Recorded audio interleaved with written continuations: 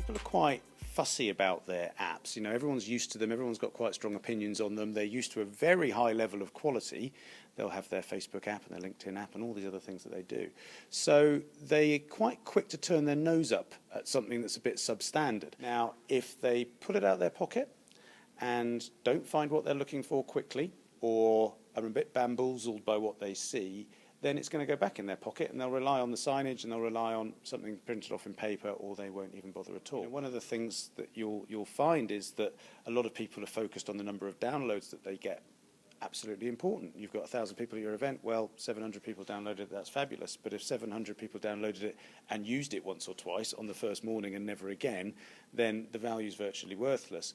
You know, one of the things that's much more important to discover is, you know, really not only how often was it used, but how was it used, because that's going to help you, you know, really understand, you know, how to improve it and how it helped people at the event. There are a number of sort of banana skins that can take place, really, with this sort of thing. I mean, you've got, you know, we're always very, very careful that only a kind of minimum of the functionality that we put onto our apps requires a Wi-Fi connection, because we still regrettably live in a world where, as events get large, you know, connectivity gets harder. You know, live polling or live interaction, where suddenly you've got a focus of the event, what does everybody think, everybody pulls out their devices.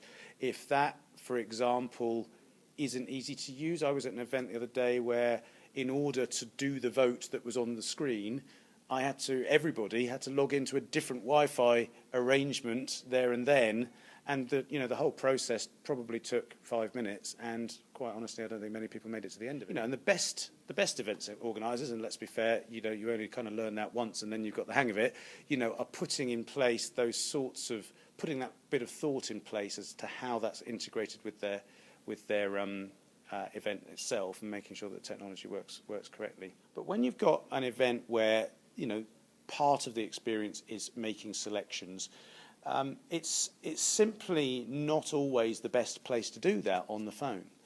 You know, part of our solution, which quite honestly is probably the single biggest thing that drives engagement, is that we have a fairly unified user experience with what happens on the good old-fashioned desktop web before they come.